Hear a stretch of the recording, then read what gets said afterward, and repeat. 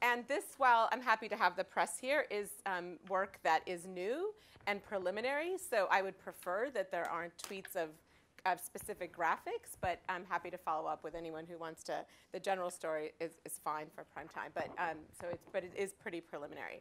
So we are a little short on time, so I'm not going to spend a whole lot on the context, but and most of the folks in the room probably know it as it relates to higher ed, but we have lots of work that's being done on trends in the rise in time to degree, in particular in the kinds of institutions that I'll be talking about, which are broad access institutions, rising tuition, and then from Bailey and Donarski, we know there are big gaps in college entry, persistence, and completion by family income, and we know that they're nearly double for women.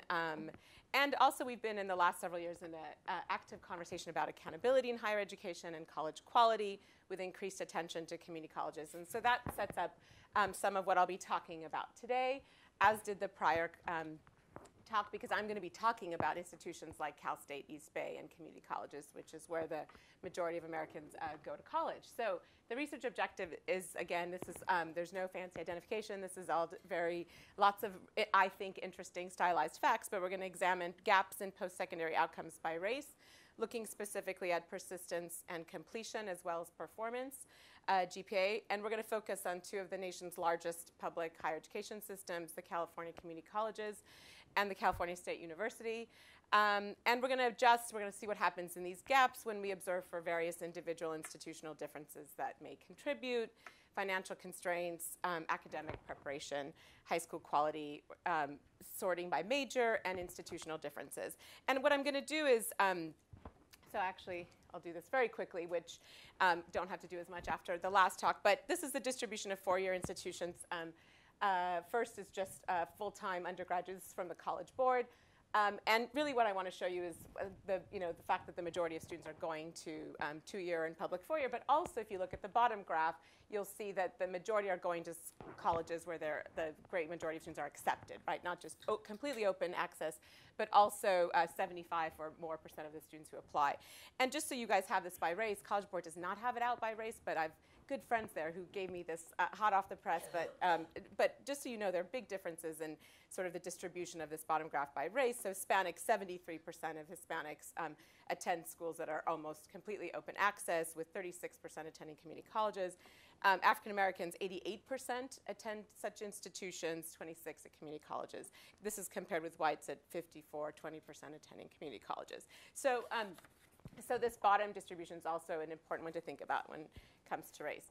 I have lots of great data, but it's all in sort of, there are different nuances to each of the data components. So I'm going to actually talk first about community colleges and then about CSUs partly, but for data reasons. But just for folks who aren't in California, we have a structured public higher education system that is now quite a few decades old, where we have UC, which is our selective institutions, though, as suggested, there's a lot of range and selectivity among the UCs, but they're reserved for the top eighth of, and this is slightly a moving target, but generally the top eighth of graduating high school seniors in California. CSU is reserved for the top third, and in the master plan, it's actually indicated that community colleges are to be open to any student capable of benefiting from instruction. So that I'm going to be talking about the two non-selective segments of this public higher education system, the CSUs and the community colleges. So we'll start with the community colleges. Again, it's the largest higher education community college system in the world, actually, and it educates over, I think this is 2.1, it's actually not this year, it's I think at 2.4 million students. At current count, there are 113 campuses, also slightly a moving target. But anyway, 2/3 of all California community college students, or California college students attend a community college. They enroll actually 20% of the nation's community college students. And with all this conversation about free community colleges, it's important to know that California has been a state where there's virtually free tuition in California community colleges. So there are obviously other expenses, but 45% of students also qualify for various need-based waivers. The goals of the system are sort of like, this is their holy trinity: preparing students to transfer to four-year universities, workforce development, and basic skills and remedial education. And some of these goals end up being kind of in competition with one another, obviously, in state funds and et cetera. So there are lots of reason to think that these are very distinct goals from one and another. And so I'm going to not say a whole lot about that today, but of other work that's looked at different components of this. So again, my proximity to Sacramento has benefited me greatly, and have worked closely with the California Community College Chancellor's Office, which have provided me a portal of data that gives me access to all the data they collect, census of students enrolled at the transcript level information. And I match this through other research projects I've been able to, over the years, match this to California Department of Education data so that I can have high school test score information and demographic information about students. The work I'm going to show you today is from an analytic sample of first-time freshman cohorts 2005 to 2009 of traditional age students. I don't know if that is relevant for this population, but in any case, it's age 17 to 19. Mainly I do this because I'm trying to leverage the K-12 data, and who started college within 1 year of high school graduation.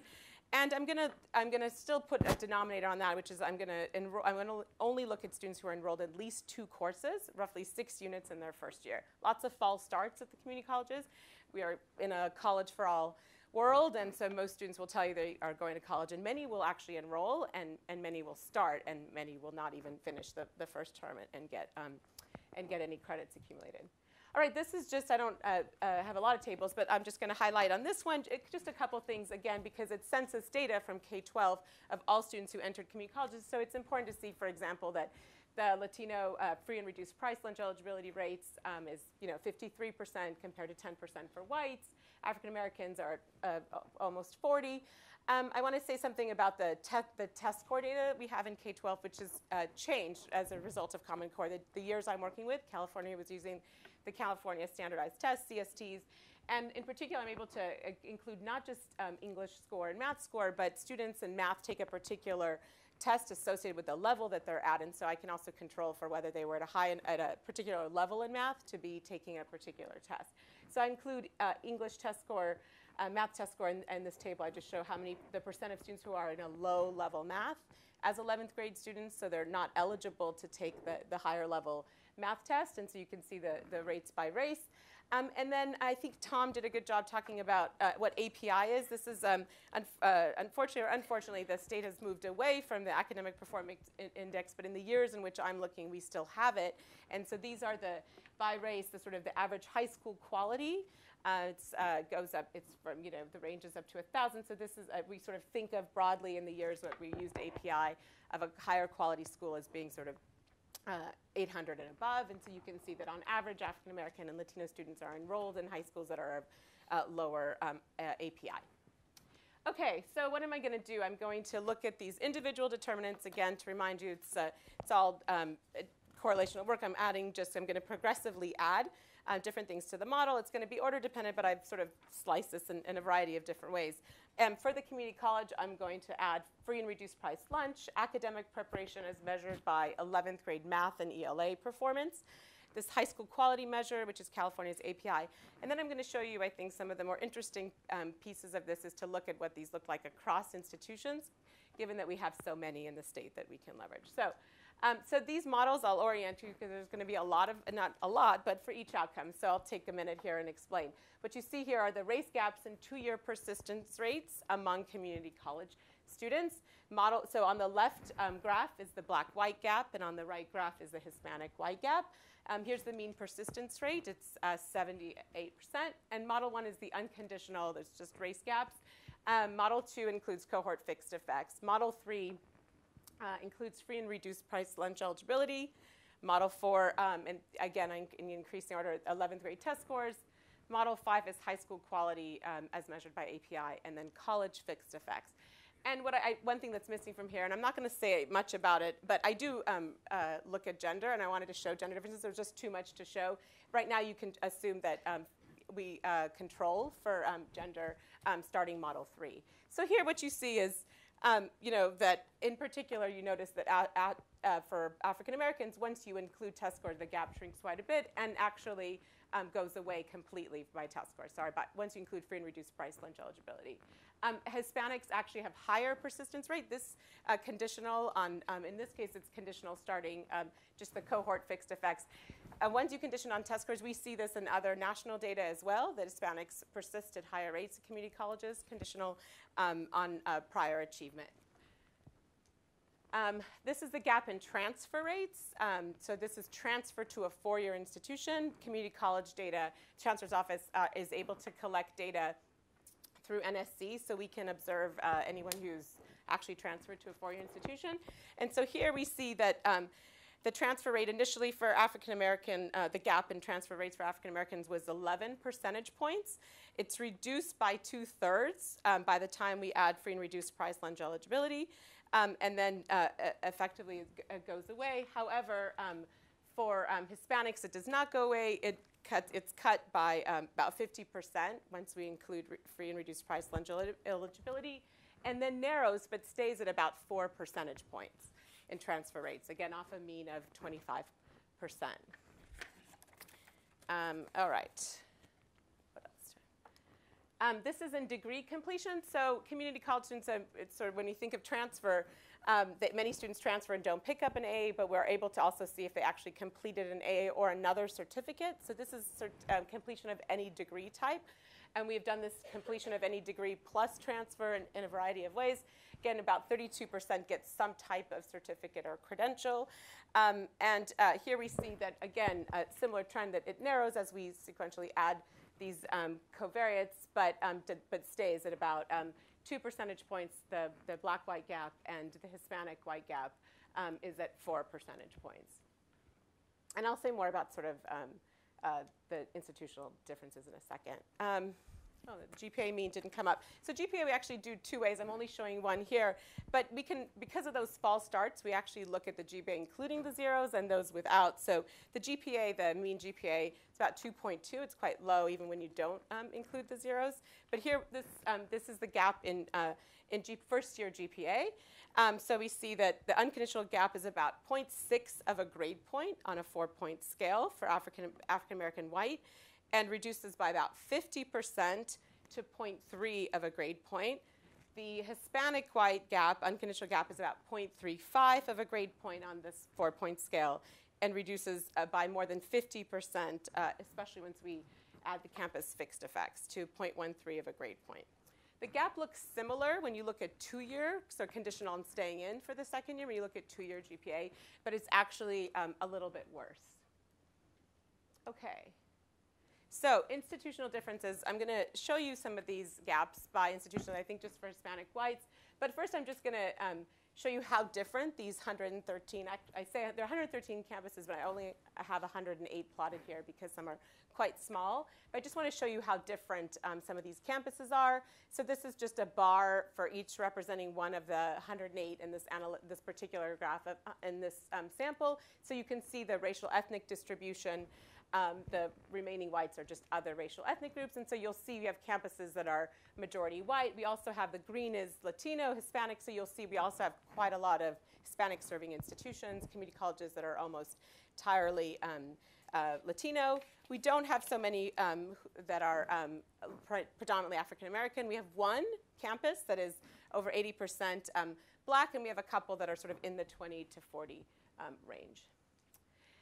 This is what it looks like when you look at English standardized test scores. So if you think about the inputs students bring into colleges, and so we think of the colleges as serving students who come from, who in 11th grade had scales below basic, proficient, and advanced, so that you can see the majority of students, if you look at the blue and the red, the majority of students at these community colleges are arriving underprepared to do college level work, as measured by the 11th grade test score.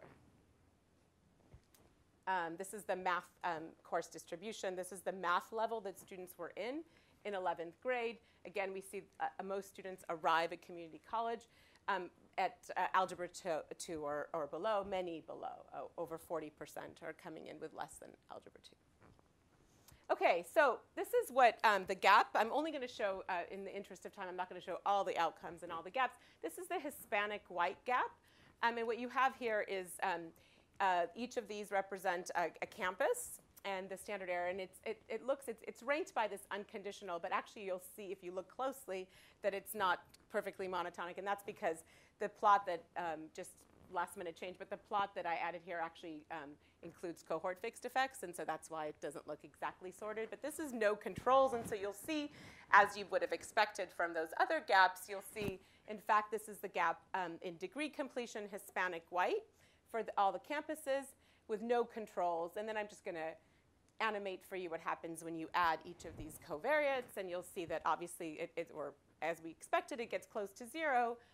And I'll stop. I think this is the last one. This is including high school quality. So I just want to show you that we do have quite a bit of variability across campuses in the Hispanic-White gap. And we also see, in fact, some campuses where we see Hispanics outperforming whites in terms of degree completion. OK. So I don't know how I'm doing on time. But a few CSU graphs. Do I have time? Yeah. OK. Great. All right, so CSU, again, this is from different data issues, some things better, some things worse, and so that's why I keep them separate for now, again, because this is kind of newer work. Large four-year public university system, 23 campuses, enrolling close to 500,000 students. 87% of first-time freshmen come from California public high schools. 1/3 of undergraduates are the first in their families to attend college. Many work while in school. Many are receiving the Pell or other grants. And importantly, that the CSUs are the recipients of the far majority, almost all of the undergraduate transfer students from community colleges. So despite UC's recent interest in improving the sort of transfer pipeline, the CSUs receive the far greater number. And probably, even if this improves, even if UC takes more, I think the CSU will continue to have the much larger share. OK, so this is, again, data from the CSU Chancellor's Office. So it's census of students enrolled in years. This is a big time span, 2004 to 2014.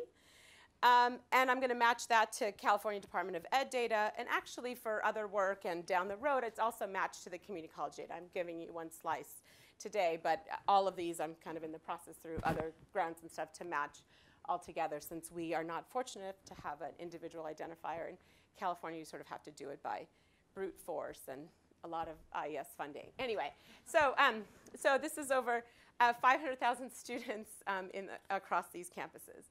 So just again, a few descriptives. I thank you for putting Cal State East Bay just to kind of represent.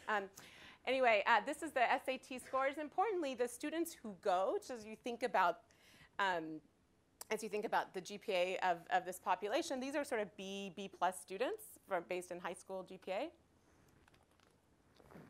These are by race. Importantly, I mainly wanted to highlight here the percent that don't need any remediation when they start, right? So you can see that 3/4 of African Americans need some remediation when they enter the CSU, which I think is interesting given the message they've gotten in high schools is sort of being B students. And so as we think about sort of aligning our system, I find this particularly perplexing. And here's the percent of Latino students that require remediation.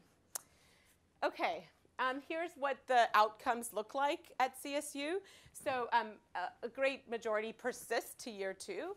When you condition on staying on for year 2, this is the percent that finish in 4 years, and this is the percent that finish in 6 years. Again, these are sort of generous estimates because they're conditioning on having sort of stayed on for year 2. The system-wide, it's less than 50% if we sort of look at all entering first-time freshmen.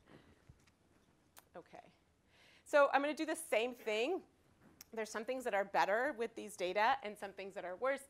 In particular, I haven't matched quite yet, despite my sort of agreeing to do this conference. I haven't matched the high school quality data yet to these, and so that's not in here. But other things are, such as better metrics of college preparation, remediation status, along with declared major, right? So we have declared major. Down the road, I'll have sort of, I just haven't done the work on sort of final major, but we have reason to think from prior work that there's major sorting and that may look differently by race, and that there's also differences in sort of grading standards across major, and so I'll show a little bit of that as well.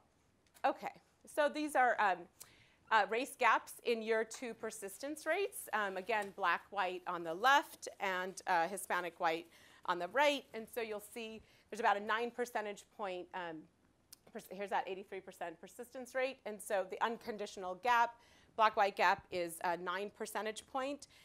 It's reduced by about 2/3 to 2.4% by the time we add SAT scores. The Hispanic-White gap pretty much closes from 3.5%. It's unconditional of 3.5%.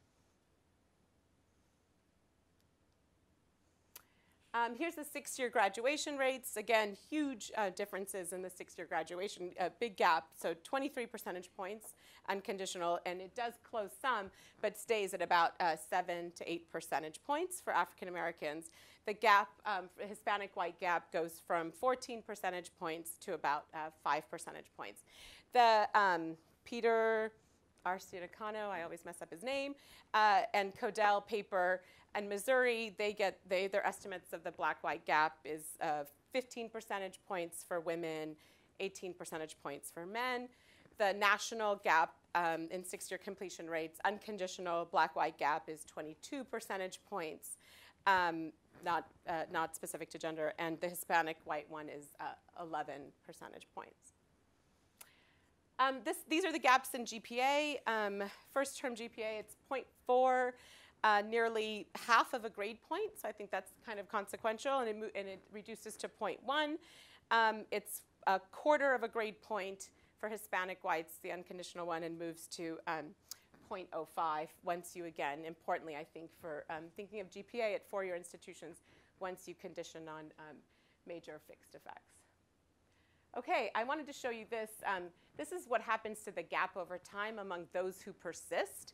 So among those who graduate, so that we're clear about the graph that we're looking at, this is the black-white, Hispanic-white gap in the fully specified model among only graduates. And so we can see it actually gets worse, the black-white gap gets worse over time.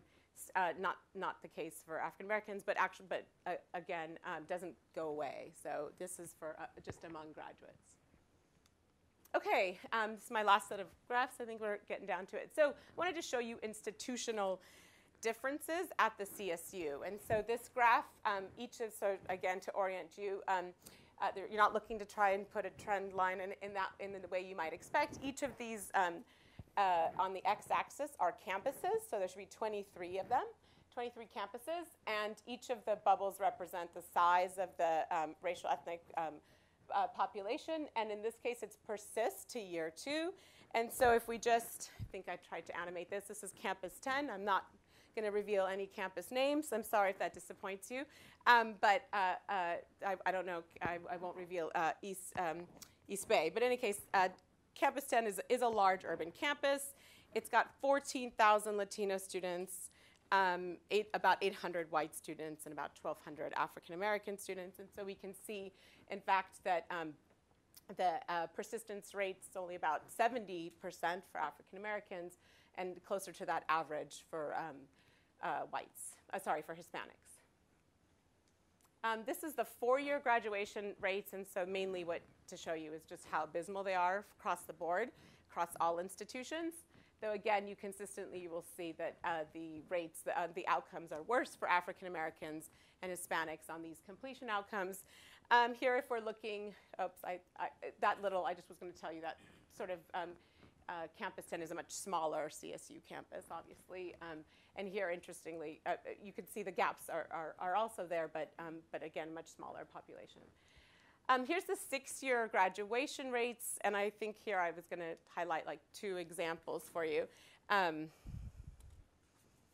So here's Campus 12, which is a much smaller campus, and an urban campus as well, but has virtually no gap in their 6-year graduation rates between racial ethnic groups, compared to a larger campus, Campus 17, which has much better 6-year completion rates overall, but where we see a gap. And these are the GPA differences. So this is average GPA across these campuses. And again, the main thing to note is that you can see consistently across the campuses, African American students have much lower GPA than their peers. Okay, that's fast talking, right? I'm almost done, right? So what do I want? What are the takeaways? So maybe not surprising, there are big gaps in post-secondary outcomes. I'm definitely not the first to show it, but I think these are really detailed data to try to understand whether the usual suspects matter here. And it is, I think, important to note that even when you condition on all the host of those usual suspects, that the gap doesn't go away, even when you think about within this selectivity and sector setting. Future work, and just to sort of say something about other related work, especially given the prior couple conversations we've had. So one thing is with this is obviously I need to think about a variety of sort of more sophisticated modeling, but more importantly, there's some things that are missing, institutional characteristics that, again, this is just a first cut.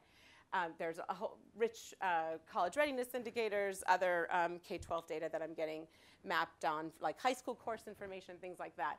But more what I wanted to say in reference to sort of listening to the earlier panels is sort of thinking about these institutions and how different they are. And I promised I would talk about not just this large-scale administrative data, but I've been studying CSUs and community colleges for quite a while. And in particular, I decided that the rates for, if I did show you some of this by gender, you'd see that sort of the persistence rates for men of color at some of the CSUs are really horrible. And so I did some focus groups with men of color, in particular at Sac State, and learned a host of things about how disengaged they felt in the classroom, how much they sort of felt that they didn't understand what was sort of how the college classroom was going to be successful for them. And that led us to where we've got an experiment in the field now at CSUs where students, we've actually partnered with faculty to it's a quite light touch. I'm not going to call it a nudge, but it is a light touch intervention where we're asking faculty to interact with students on their actual progress in the class. And so that's in the field now. We piloted it and found some really big effects on just something as simple as emailing a student 3 times in the semester to sort of give them feedback about their progress in the course. And so we're finding that, I was just telling David that the big results we're just analyzing now. But mainly what I wanted to say is for years I spent time thinking about alignment and college readiness and sort of what is it about, how can we fix high schools to sort of improve college. But what I realized was that a lot of these students who arrive at CSU thought they were ready, and what they're really, everything that worked for them in the K-12 classroom, even though we have plenty of evidence that the teacher in the K-12 space matters, we had almost no evidence of sort of how to tell them to interact with faculty to make the experience in the college classroom better. And so what's unfortunate about that, despite the state spending tons of money on student success initiatives and things in community colleges, is almost all of that is divorced from the classroom in college. Almost all of it goes to sort of counselors, wraparound services, the writing center, all of which I don't want to go away. But very little, if any, is targeted to sort of, I think, a very untapped resource, which is college faculty, but also just the college classroom space more generally. Okay, I'll stop there.